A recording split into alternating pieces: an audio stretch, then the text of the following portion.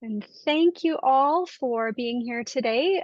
For those of you who may not know me yet, my name is Erin Larandos. I am the Digital Equity Program Manager here in the State Broadband Office. Our office is housed within the Arizona Commerce Authority, and our office administers both the BEAD and digital equity programs here in Arizona. So thank you all for joining us today. You are in a session to learn a little bit more about our upcoming Digital Equity Capacity Subgrant program. That's a mouthful. We'll talk about what that means. And for folks who may be just joining this ecosystem, we'll also talk a little bit about the highlights of our plan and what we hope to accomplish with these subgrants, as well as with our program overall. So thank you so much. A little bit of housekeeping, just as folks are still joining.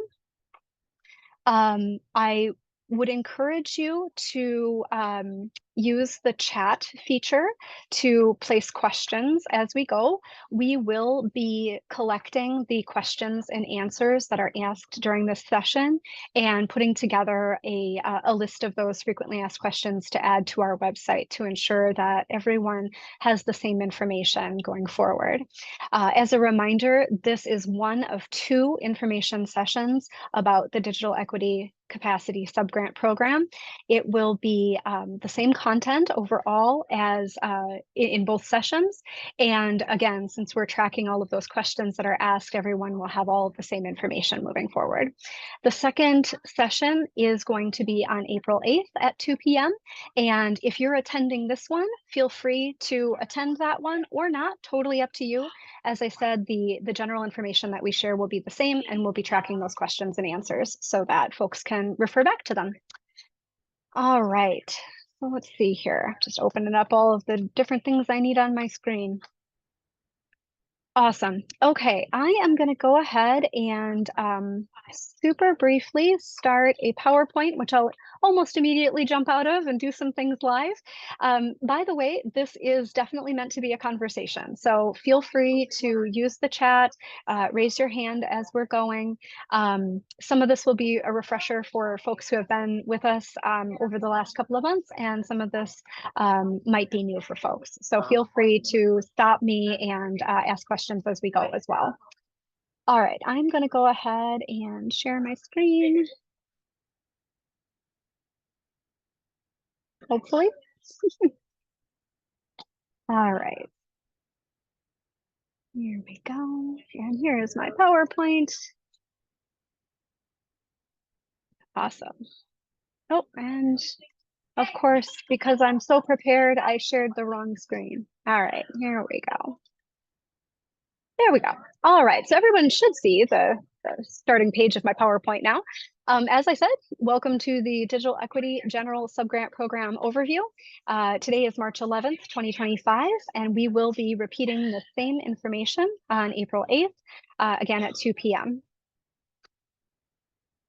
So for folks who maybe haven't seen this yet, I wanted to take just a brief moment and introduce you to our new website, connectallaz.com. For those of you who have been with us, this will redirect from our old website, which is azcommerce.com/broadband. You can get to it either way. You'll see the same content. And I'm actually going to go ahead and pause my share so that I can show you a few things live here. Thank you so much for your patience. Everything bounces all over the screen, you guys. It's so cool. Okay. All right, so here is our website live and in person. As I mentioned, azcommerce.com is the main website for the Arizona Commerce Authority. And once you click through to the broadband and digital equity resources, you'll get to the Connect AZ page. You can also go directly to connectaz.com and get here. On the front page, you'll see a lot of information about our BEAD program. As I mentioned, our office does administer both programs, and the BEAD side of the shop is also in the throes of accepting applications right now. So lots of stuff going on. To get to the digital equity piece of the puzzle, you've got a couple of options. You can scroll down in this main page here until you see the Digital Equity Program and click right here, or you can go under Initiatives up at the top and click directly to the Digital Equity Program. On this page, you will find a ton of resources that have been collated and distributed over the last year and a half or so, including a link to our digital equity plan. I point this out to you right now because if you are interested in applying for a subgrant, it would be great to refamiliarize yourself with the digital equity plan as it was approved by the NTIA, and you can click in to download that PDF right here. Along this set of tabs, you'll see a few more options of information that you can click through. First of all, there is a timeline here that shows you the historical, how we got to where we are, as well as our anticipated next steps. So for folks who might be new to this space, our digital equity plan was approved last April, so almost a year ago now. That made us eligible as a state broadband office to apply for the capacity grant. And this is the funding from the federal government that is basically used to implement what we said we wanted to do in our digital equity plan. So we applied for that back in May of last year, and our award was finalized late December of 2024. So that kicked off our 5-year implementation of the digital equity plan. One huge piece of that implementation strategy is to spread this money out into the community through subgrants. And so we move into our anticipated next steps here of preparing folks for that subgrantee application. That's where we are right now. And then opening the window for the subgrants in May and June of this year.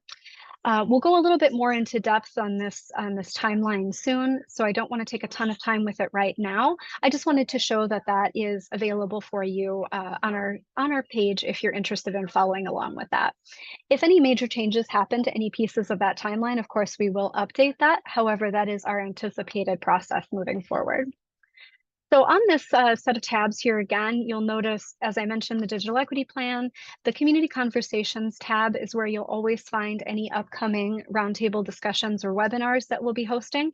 You can see here the one that you're in right now, of course, and then the second session in April. Again, same content, but feel free to join if you would like. The last tab here is brand new as of the end of last month, and it's what we're here to talk about today, so it's pretty exciting. We have added this information about the subgrant program to our website, and this is going to be where you'll go to download everything that we talk about today, see that timeline again for submissions, get the email address to submit, and also some resources that might aid you in your application. First of all, you'll see here a link to the Notice of Funding Opportunity, or NOFO, from the federal government. This is what we are replying to as a state with our capacity grant. And then there is some information in there about how to be a subgrantee within a federal program. So I do encourage you to take a look at that. And then, of course, another recommendation to read our digital equity plan. I'm going to go ahead and stop my share momentarily and pop back over to my PowerPoint. Let's see here. Thank you so much as I navigate all the screens. It's so great. We get all these screens and we can spread things out. All right, I'm going to go ahead and share there again. All right. All right, so we've done a little bit of a drive-by of the new website.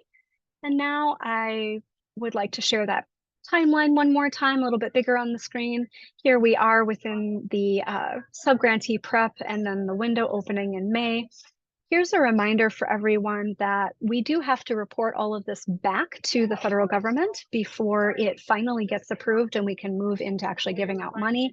Our requirement is that we have all of this back to the federal government by the end of September of this year. All right, so let's take a step back here momentarily and talk about what it is we're trying to do with this digital equity plan and these subgrants. For folks who may be new to this space, this is a reminder of the covered populations as defined by the federal government. Ultimately, these are the groups of people who have historically been on the wrong side of the digital divide and who we hope to serve through the programs and projects that we fund with our capacity money.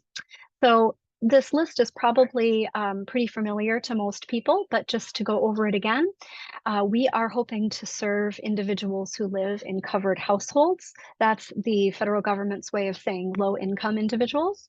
Also, aging individuals, incarcerated individuals, veterans, individuals with disabilities, individuals with language barriers, individuals who are English language learners and have low levels of literacy overall, individuals who are members of racial or ethnic minority groups, and individuals who primarily reside in rural areas.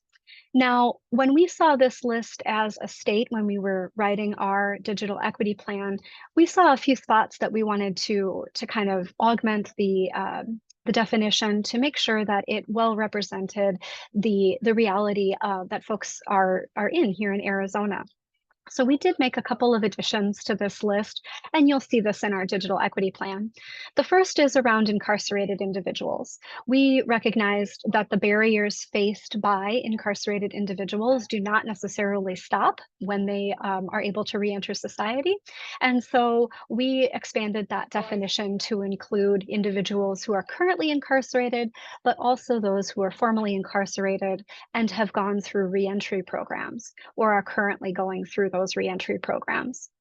The other big gap that we saw here in this list is the complete exclusion of our tribal communities. Here in Arizona, of course, we do recognize 22 federally recognized sovereign nations, and it was very important to us to address the barriers faced by folks living in those communities and to work with them to find appropriate solutions.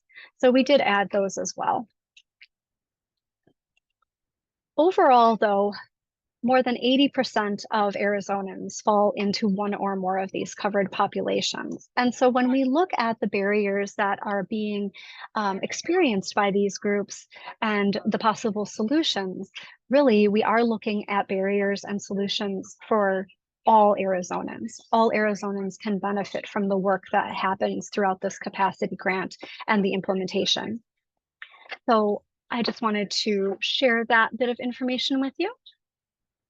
Our digital equity program focuses on 5 different overarching goals with a number of sub-goals or objectives that we've identified to help break down the barriers that are faced by these groups. So the 5 overarching goals are around internet cost and stability, inclusivity of resources, digital literacy upskilling opportunities, or those formal and informal education opportunities that folks might need to engage in online society, privacy and security, and then also around device access. So within our subgrant program, we hope to receive applications that propose projects and programs that address those goals and objectives. And this is the main implementation strategy for us here in Arizona. There will be a couple of other goals and objectives that will be satisfied through projects that we're going to run out of our office, and we'll go into that detail in just a moment here. So as a reminder for this group, our total award in this first round of capacity funding was just over $16 million. And that does, again, need to be used over the course of the 5-year implementation. The information that we're requiring for our subgrant applications was posted on our website, actually on February 27th, before our goal of March 1st, and our applications will be accepted May 1st through June 30th. Once that application window closes at the end of June, all of the applications that we receive will be reviewed by a panel of both internal and external stakeholders who will not be obviously applying for grants themselves. And then at that point, we'll be able to notify the applicants of their status. Now, this is going to, again, be a recommendation, right, for an award within our subgrant program. We do still need to package all of that information up and send it back to the NTIA before we're able to release any of those funds. And the screen says just that. So remember that we do have to send it all back. And of course, final determinations and the actual availability of funds are always subject to federal approvals.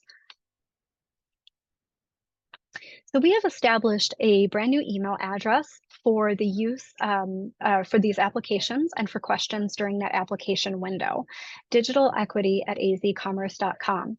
This inbox will be used only for submissions to the digital equity capacity grants or for questions during that window of time where we'll be actively receiving those applications. We need to be able to track the questions that are asked regarding the application or any technical issues, etc.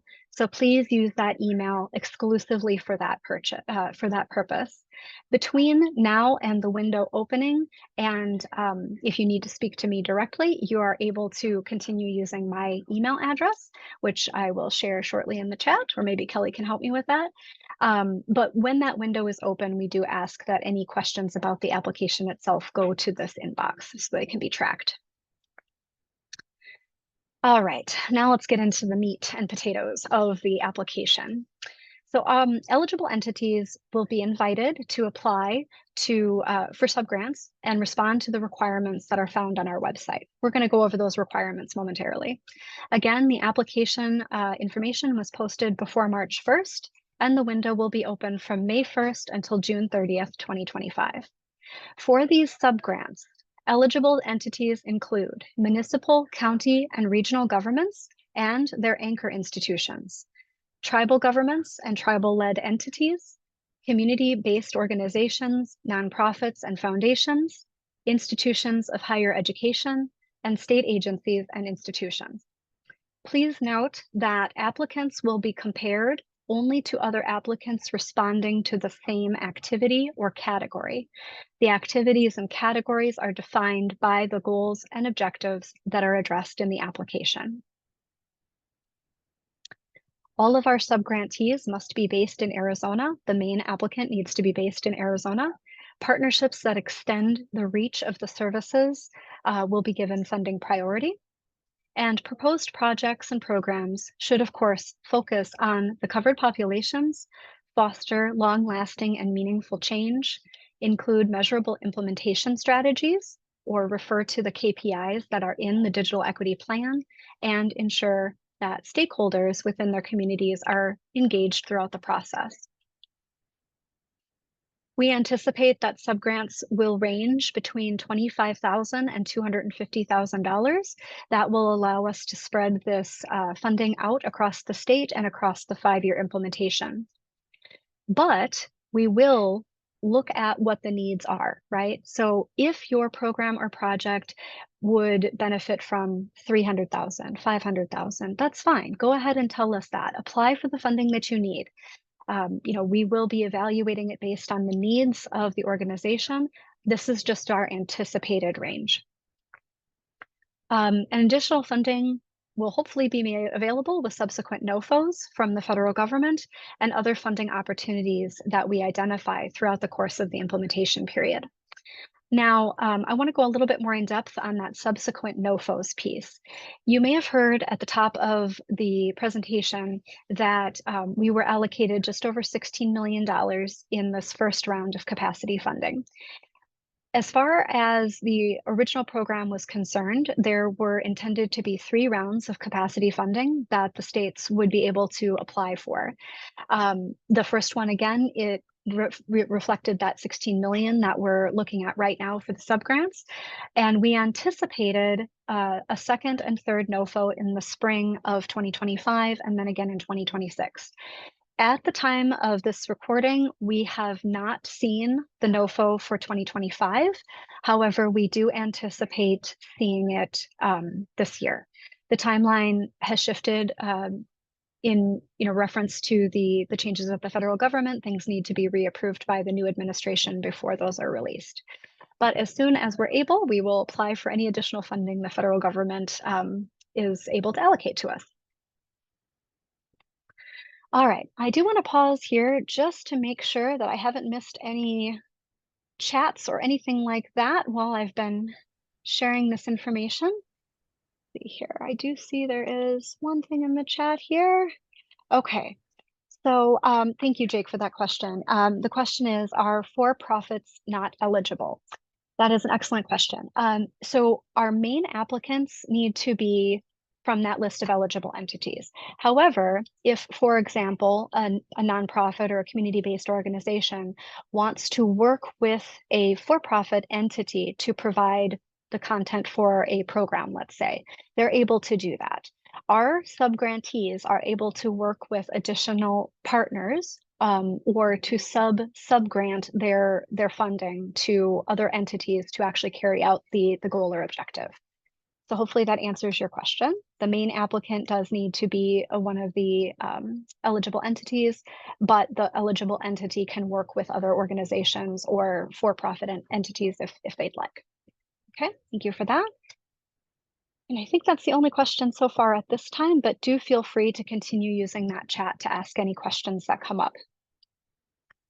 So at this time, I'd like to go over the goals and objectives in the digital equity plan and make notes of a few that will not be eligible as part of the subgrant program. So for example, goal number 1, it really addresses the availability of high-speed broadband, which is being satisfied in lion's share by the BEAD program. So that one is not going to be part of the subgrant process. Goal number 2, however, increasing inclusivity and accessibility of public resources and services, have a number of objectives that will be eligible for subgrant. So this goal addresses the inclusivity and accessibility of public resources and services, recognizing that digital equity is not only about access, but also about ensuring digital tools and resources are inclusive and accessible to members of covered populations. Our plan advocates for supporting nonprofits and community anchor institutions in delivering tailored digital literacy and skills programs. It emphasizes the importance of accessible devices and technologies, partnering with workforce agencies to make job application processes more accessible, and investing in library resources.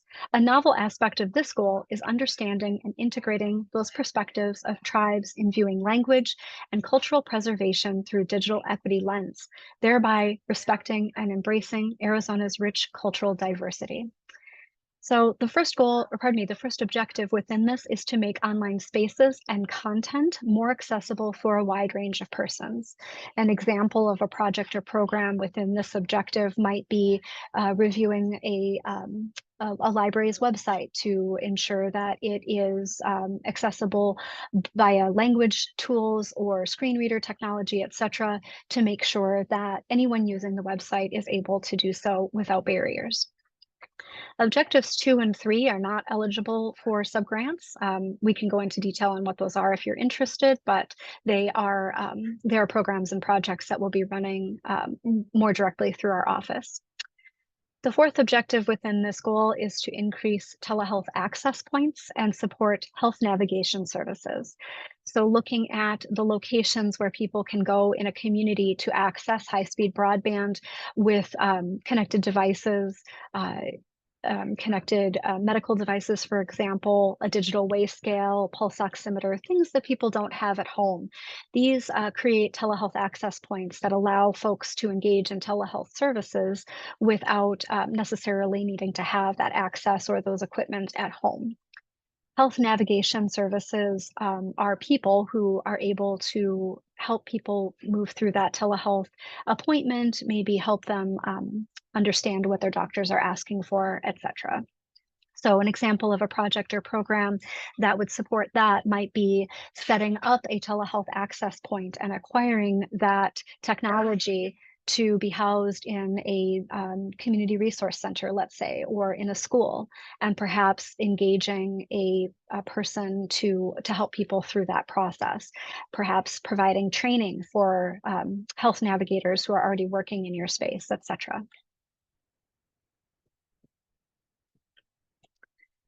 All right, moving on to goal number 3. The overarching goal is to provide relevant digital literacy and skills training tailored to the needs of the covered populations. So this is really about creating digital literacy classes and different upskilling opportunities for people who are within the needs of the covered populations. This acknowledges the role of digital literacy and empowering individuals to navigate and leverage digital technologies effectively. This goal is operationalized through increasing awareness and capacity of digital navigator programs, incorporating monitoring into intake forms, enhancing support for organizations that offer digital skills training. The plan also emphasizes the availability of digital skills learning platforms in multiple languages and formats, reflecting the diversity of our population. So there are 3 objectives within this goal that would be eligible for subgrants. The first being increasing the digital literacy and skills training opportunities. So for example, if an eligible entity is interested in hosting a computer basics class or helping people find online platforms that they can learn themselves, or perhaps providing access to a digital skills training platform like North Star Digital Literacy, for example. So making those opportunities available. Objective 2 is to strengthen community support through digital navigation service utilization. So this one, for example, if an entity wants to have a digital navigator there, we could see an application to train that person or to provide additional support for them. Objective 3 is to ensure workforce development opportunities for people within the covered populations, basically to prepare for for jobs created by the BEAD program. So a possible application here might be working with a workforce organization to host a fiber technician training boot camp, or maybe even looking at the secondary or tertiary positions that are created by the expansion of internet, office positions, for example, making sure that people have those digital literacy skills that they'll need to work in those environments. Objective 4 is not eligible under this program. That is one that we'll be doing in direct partnership with our office. So I'm going to go ahead and move on to the next slide here. Goal 4. Oh, moving on. Sorry, it's Kelly. You've got a few questions in the chat. Look at them. Take a look whenever you're ready. Yes, thank you very much for that. Too many screens. Okay. Okay, I'm actually going to just go ahead and do these right now because they are great. All right, so is it Edith? I apologize if I'm mispronouncing your name, but the question is, are entities who applied for NTIA's Digital Equity Grant Program, decisions on awards have not been made eligible to apply? So I'm going to assume that you are referring to the competitive grant program. Please correct me if I'm wrong. Yes, you are eligible to apply for a subgrant here too. The important piece is that the work that you applied for and the work that you apply for this grant for cannot be the same. We cannot duplicate federal funding for the same program. So for example, and I'm making this up as I go along, let's say an entity applied to start a digital navigator program. They could then apply to us to create a telehealth access point, right? Something like that, where it's not the same exact work. You could also look at parsing out a large program that you maybe had applied for. Maybe there's an additional support piece that could be applied to one of our goals and objectives. But the simple answer is no. Applying for the competitive grant does not exclude you from applying for a capacity grant, subgrant. All right, and I see another question from Jake. Do I understand correctly that funding for this RFP will be dependent on federal approval in September? What are the odds of that happening given the current administration's position on DEI and Executive Order 38985? That's a great question. So we have not gotten any indication at this time that any of the capacity funds will be altered, clawed back, changed, etc. So we are operating under the assumption that this program, as it was approved by MTIA, will be allowed to continue on. As a reminder for this group, both the Digital Equity Act as well as the BEAD program were both established into law by the Infrastructure Investment and Jobs Act back in 2021. So it is more difficult to affect this funding because it was an act of Congress. It's written into law that these programs be offered. So we, as I said, we are operating under the assumption at this time, we have not been told that changes are for sure going to happen. So we're going to continue. And another note on that, because of the final approval process, that gives another opportunity for the federal government to see exactly what we're going to be doing with these dollars, and have another opportunity to to see that before the money goes out the door, if you will. And so in that, we want to make sure that everything the state can do to make sure that the process keeps moving forward is done. Okay, we've got this timeline, this 9-month timeline from the approval of our application until the end of September, and we're operating on that timeline. If there are changes to that timeline, we will address that with our stakeholders and with our potential subgrantees. When we review these applications, we are basically creating a list of organizations that we want to fund. We won't be able to provide that funding until after that final approval. So hopefully that helps answer that question. Sharika, is there an age range associated with goal 3? Let me go back to goal 3 really quick here. No, overall, the goal of every project and program that we are able to fund is that it addresses the needs of the covered populations. So as we saw when we looked at that slide, kiddos directly are not a covered population. However, our plan does acknowledge that kiddos live in families that find themselves in those covered populations. And so we are, we are not tied to an age range specifically, as long as that kiddo falls within the covered population. Obviously, they're probably not going to fall into the aging individuals one, but other than that, we're pretty good. Folks who have read our plan are probably familiar with one of the goals that we're not addressing through Subgrant is to establish a digital literacy seal, and that work will directly affect kiddos as well.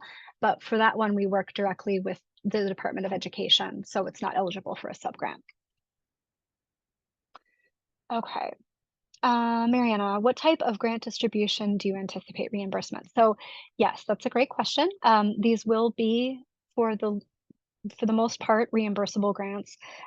We have a set of guidance from the federal government that indicates we as in the State Broadband Office cannot draw down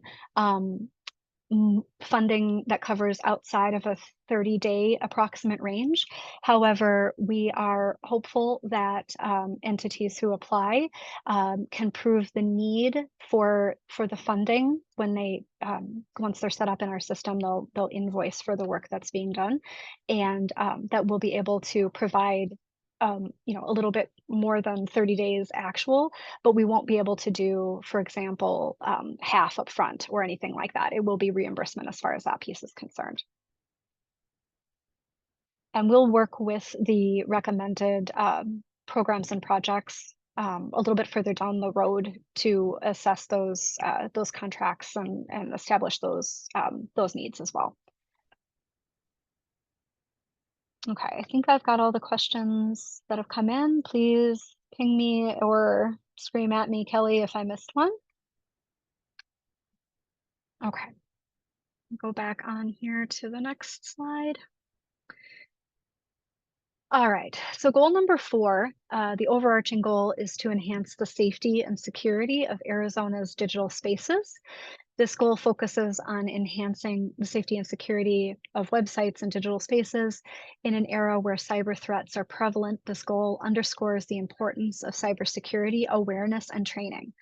Partnering with the Arizona Department of Homeland Security, higher education, and other stakeholders, the plan envisions a robust framework to increase cyber preparedness, especially for businesses, community anchor institutions, and among covered populations. This goal also involves enhancing information sharing among stakeholders to reduce risk. So the objective here within that goal is to develop a statewide online safety campaign for individuals of all ages. So really leaning into that cybersecurity awareness and training piece and making sure that all of our stakeholders across the state do have what they need to stay safe online. Goal 5 is to ensure that Arizonans have affordable devices that meet their unique needs. This one is centered around the unique needs piece is that there isn't one device for every person. We address the often overlooked aspect of device affordability and appropriateness. It involves launching public awareness campaigns, setting up community distribution centers, identifying successful device distribution programs, and forming partnerships for device donations and subsidies. The plan also focuses on establishing state benchmarks and best practices for device affordability and accessibility, emphasizing the importance of device refurbishment as a sustainable and cost-effective solution. So the objective here is to increase the availability and affordability of internet-enabled devices that meet the needs of the user. Possible programs or projects in this one, besides what is in that introductory paragraph, might be creating device guides for the covered populations. What types of devices or programs are out there that might help a person navigate a device that has a disability, for example? Are there considerations around language options, etc.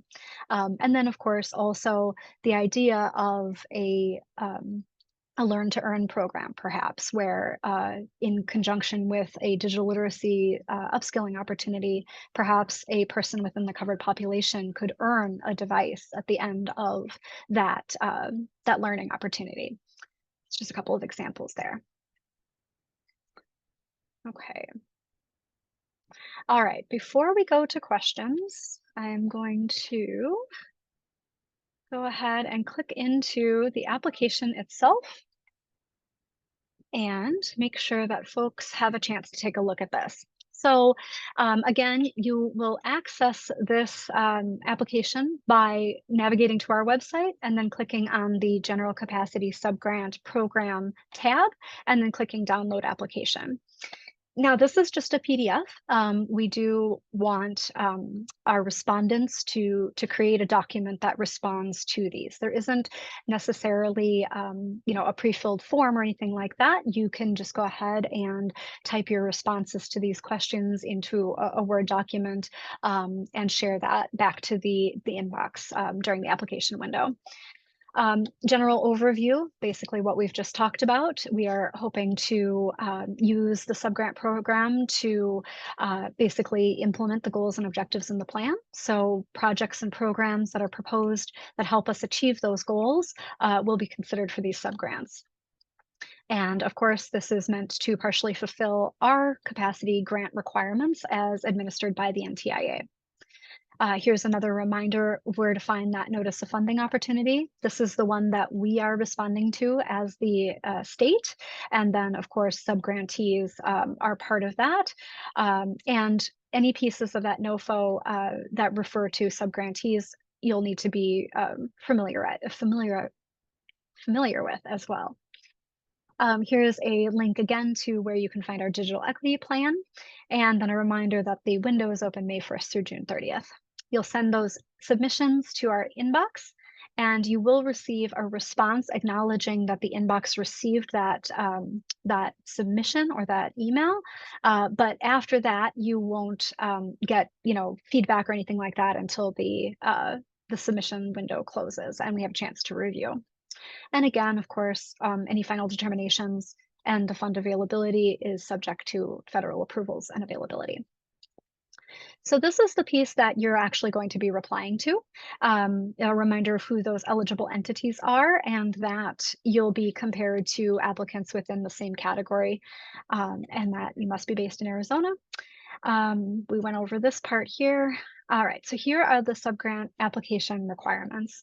This is the part that you're going to fill out in a document and send back to us.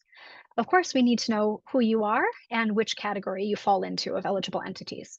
We ask you to name your project. Then we'll ask you to identify your primary and secondary digital equity outcomes. These are further defined within the plan as well as in the NOFO, and are the things that the federal government is, also encouraging these plans and the implementation dollars to go towards. We will ask you to provide a summary of the activity or set of activities that your project intends to implement, where physically the project will be carried out, and the expected beneficiaries of that project. Basically, an executive summary of what you are planning to do. We do ask you to list the activities or sets of activities that you'll do to implement the project.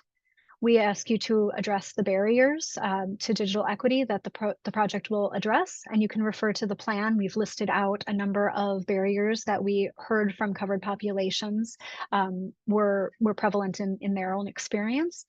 And so we ask you to kind of tie your work back to those barriers. This one I want to take a little bit of time with. We do ask for you to establish those measurable objectives that will be pursued and the data to be collected. This is very important as if there are baseline data points that are either in the plan or were needing to be determined, we'd like to see that reflected in your plan. We're also asking eligible entities that if you are recommended for an award, will you be able to provide any additional baseline data before the awards of funds? This is important to us because when you review the plan, you might notice that a few of our baselines are to be determined. And so we're asking for help to help establish the baselines that we'll be working off of as a state. Another note on that around the data to be collected. This is important for us to know because there are certain triggers for the human service, or pardon me, human subject data collection that the federal government needs to know from us as we move forward. So if you do plan to conduct surveys or collect any personally identifiable information from potential recipients of your project or program, we need to know about that. Let's see here. I'm just gonna check the chat here. Oh, I was waiting till you finished the section. Oh, you've got a good number of questions in there, so people are paying awesome. attention and have some really good questions.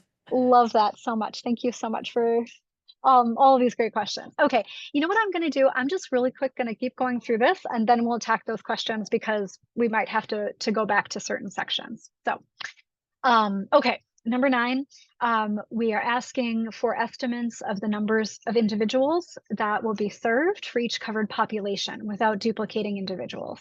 So if a person belongs to more than one covered population, include them only once under the population that aligns most closely with your program's primary focus.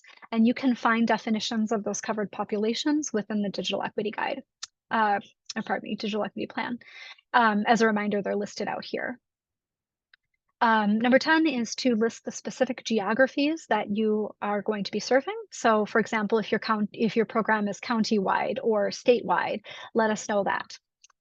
Number 11, describe how the proposed project or activity will align with our digital equity plan. So basically for this one, you'll need to select the goal and objective that your project or program connects to. There's a lot of scrolling here. I apologize for that. All right, and then last in this section is to describe the applicant's capacity to manage a project or program that will receive a subgrant. We would love to hear about your past experiences with project management and discuss any relevant prior involvement in state or federal grants. Not to say that a person or an entity that hasn't engaged in grants before would be unable to do this. That's not our goal here. We're just trying to assess what sorts of resources our subgrantees might need as we move through this implementation. Okay, I'm gonna look really quick. Kelly, maybe you've been looking. Do the questions refer to what's happened? I should probably pause here and do them, is my guess. Yes. Yes. I think Joy Thompson is the first question back at the top Okay. 240.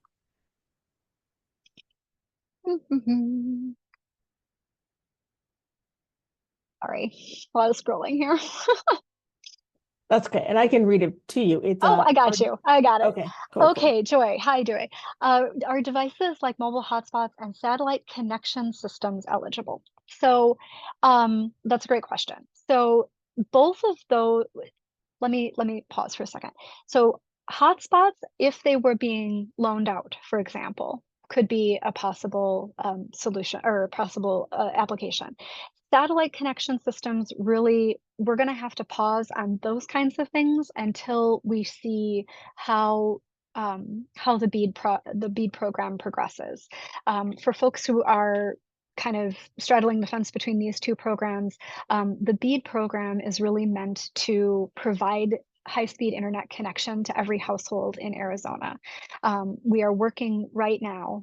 We just closed round one applications for internet service providers to respond to how they would propose to connect every household.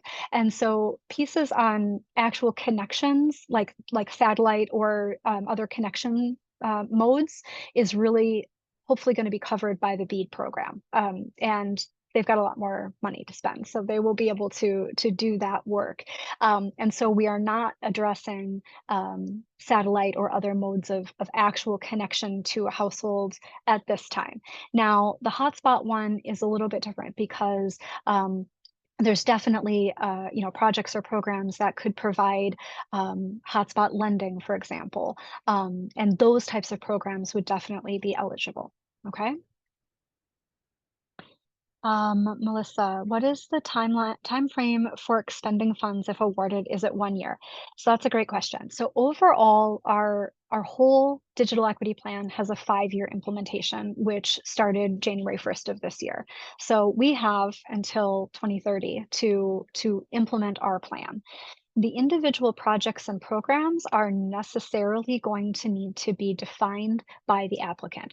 We would never expect someone to ask for, and I'm just, talking off the top of my head here, but $25,000 to, set up a telehealth access point and expect all of that to go for 5 years, right? So an individual project, the applicant can tell us, are we doing this for a year? Are we doing this for 2 years? Will that line up with the goal and objective? Will we need to do a subsequent round of subgrants later on with the second round of capacity, et cetera? So a project could go for 5 years if your organization can carry a program for 5 years, as long as the funding makes sense, right? But it could also be a pilot where you're looking to try out this digital navigator program model, for example, and then in, let's say, 2 years, you're going to look for another way to fund that, or hopefully a future round of subgrants will happen with the capacity funding to extend that. So the simple answer is our plan is a 5-year implementation. We have to hit all of those goals and objectives in that 5 years. An individual subgrants project does not need to last for the full 5 years. Okay. Yoonhee, this is Dr. Lee asks, are you able to match subgrants that focus on affordable devices with those that focus on digital literacy skills to encourage collaboration? So that's a great question. So yes, we encourage partnerships between applicants that will help us spread our implementation dollars further. And it's also, potentially a unique way to address multiple barriers. So you can definitely work together, with other organizations to achieve more than one goal. You just have to clearly define that in your application. Okay. Samir says, for project budget, can we include a range of amounts tied to multiple deliverables so that we can be considered for a smaller amount if some deliverables are a better fit? Yes. So this kind of goes into the next chunk a little bit, talking a little bit more about the budget narrative, but we would encourage you to, let us know those pieces so that if it comes down to it, if we can't necessarily provide, let's say you asked for $500,000 and we can't do that, but we could do, this one, and this one, and maybe do for 250. Please let us know that. Also, if there are pieces of that puzzle that are required to do any of it. For example, if you didn't get the funding for this part of it, you wouldn't be able to do the rest of it. Let us know that in your application so that we can assess it as we go. Christy, can one organization apply for grants under multiple categories? Yes, definitely. Jeff, hi Jeff. How many awards do you anticipate giving, and what is the total amount you plan on subgranting out of the 16 million you received? Great question. So the 16 million is for large piece all for subgrants, except for our required or allowable set-asides. So the federal government has allowed us to keep back out of that 16 million a few set-asides, and this is detailed online as well if you're interested in seeing it. But we have to maintain our plan. We have up to 20% of our grant to do that with.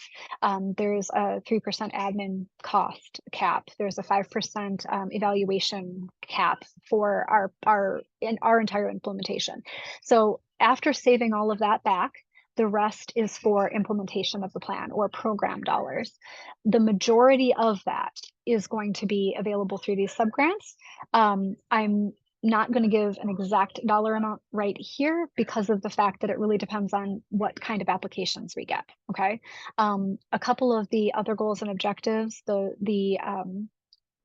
totals that we're setting aside for our implementation of those, they total approximately $1 million. But after that, the individual amount for the subgrants is everything that's left is used to achieve the goals and objectives in the plan. Okay. Mariana says, what time frame is the subgrant for? A year or 5 years? So the overall implementation of the digital equity plan is a 5-year implementation. However, the individual subgrant projects or programs could be, again, a year or 2 as a pilot, or as long as the full 5 years, depending on the capacity of the organization that's applying. Let's see here. Audrey says, are community-based organizations that utilize 501c3 fiscal sponsors eligible to apply? It's a good question. And I'm actually going to put a pin in that one because I want to make sure that I answer correctly. So we will make sure to add that one to our final FAQ after this session. However, as long as the lead applicant for the project or program is one of the eligible entities, the short answer would be yes. I just want to make sure that I don't speak out of turn on fiscal sponsors. So I will come back to that one, okay? All right, I think I got them all. Kelly, did I miss any? I don't think so. Okay. I don't think so. Okay. All right, so going back to the application, budget and narrative plan, and this kind of goes to a little bit of what we talked about in a few of those questions. We are asking for a budget narrative and a budget plan. So the budget narrative should demonstrate clear and strong relationships between the program's expenses and the program's goals and activities. The budget narrative should be detailed, reasonable, adequate, cost efficient, and should align with the proposed work. For the narrative, the reviewer should be able to assess how the budget expenditures will relate to the goals of the program. The budget plan should what's a typo? Goodness, should be specific and include as much line item detail as possible. Now for this, we do understand, of course, that some of those things will necessarily change since we are asking for this information well in advance of, an actual contract being drawn up, etc. So please just provide as much information as you possibly can.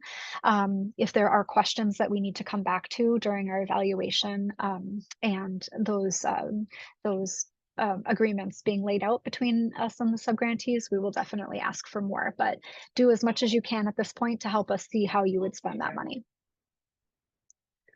Okay, anticipated outputs. We do ask for you to provide estimates for the anticipated outputs of the activity or project. So for example, the number of hours of training to be provided, or the number of curricula to be developed, or the number of devices to be provided. Next is a sustainability plan. we would like you to project the annual ongoing program costs after the grant funds are exhausted.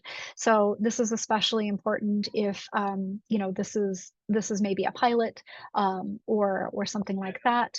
Will your organization be able to cover those costs? Would you be looking for additional grants in the future, etc.? The total annual ongoing cost of the program per participant. We ask you to identify how the applicant will fund ongoing costs through additional subgrants or through integration into the organization's budget, etc. Or is this, possibly unable to be sustained after the subgrant is over?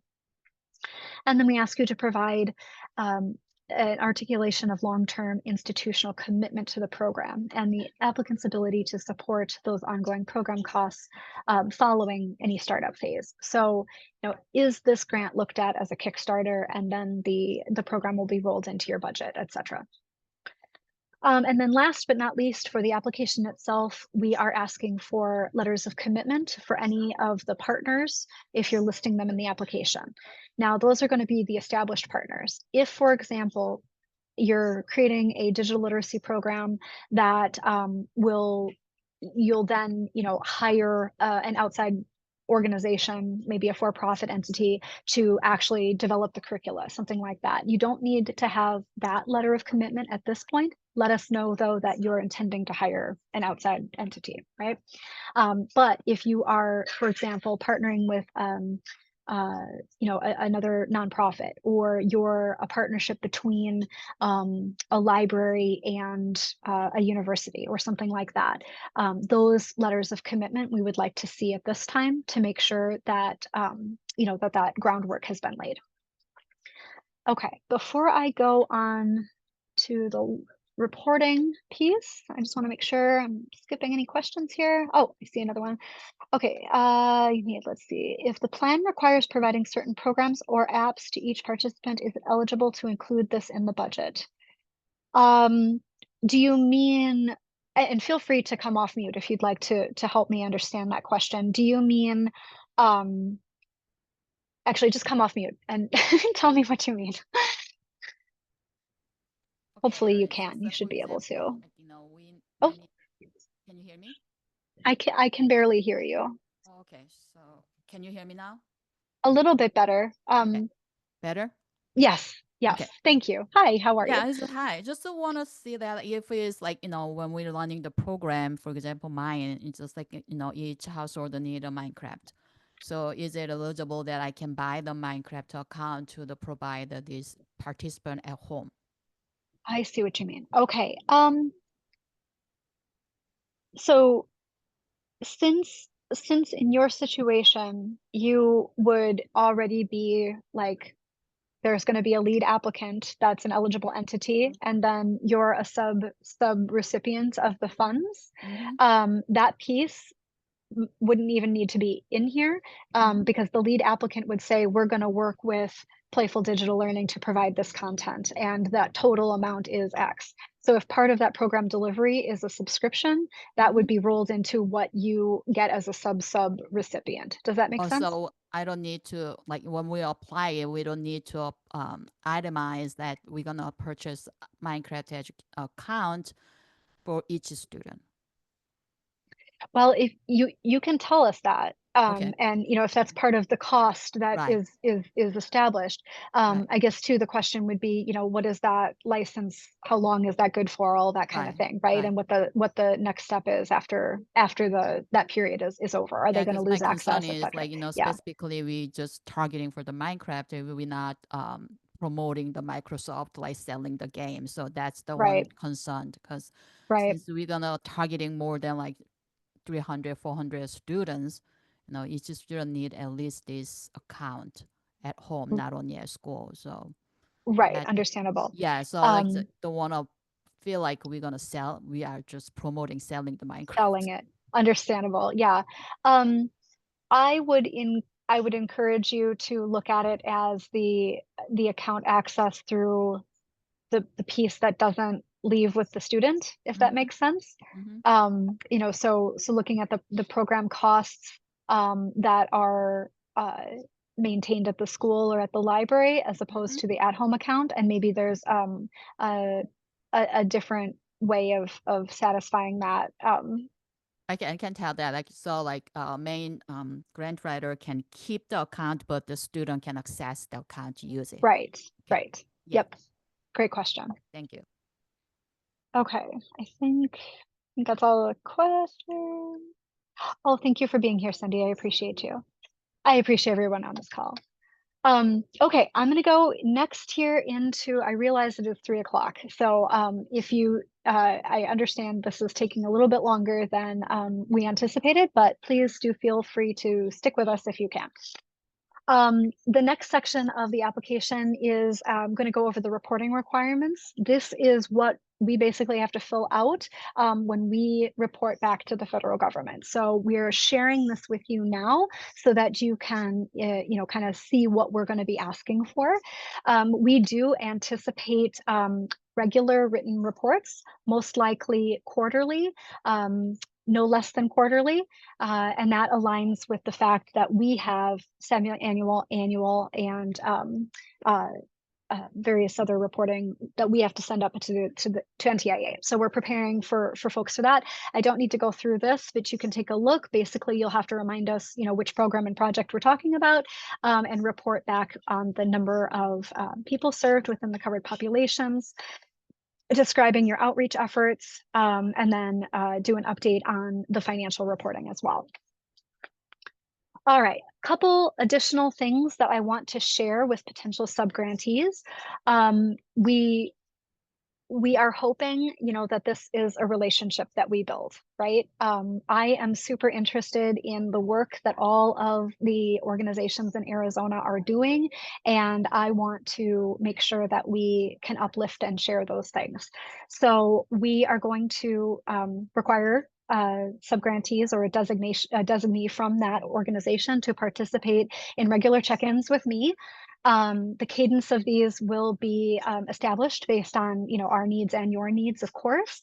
But again, no less than once per quarter. I would love to, have a conversation with the subgrantees and check in on things and just have that relationship be built. We also hope that successful applicants will be interested in being spotlighted in public roundtables, on social media posts, in written articles, video content, etc. We, again, really want to amplify and elevate the work that is happening throughout the implementation of our capacity grant and the digital equity plan. And so I just wanted to put those pieces out there as well so that you're not surprised when I call you for a weekly check-in or something like that later on. Okay, I am going to go ahead and stop my share so I can see everybody again. And I wanted to see if there are any additional questions at this time. As a reminder, we will go through the questions that we answered verbally and provide those written responses.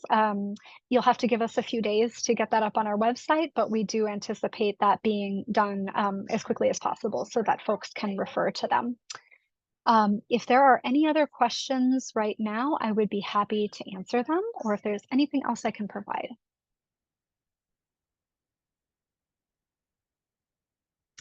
As a reminder, everything we went over today has, it's all posted on our website, the requirements and all of that.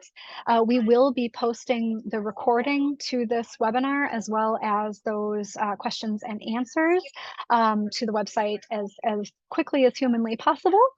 And I just want to say thank you all for being here today.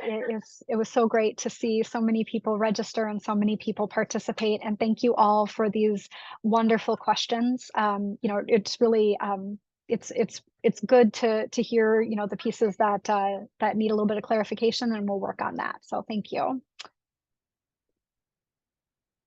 right, thank you so much. I appreciate all the positive feedback in the chat too. All right, well, if there are no other questions, feel free to go ahead and leave. Let us know if there's anything that comes up. We can make sure to address it in the next session as well. All right, thank you all.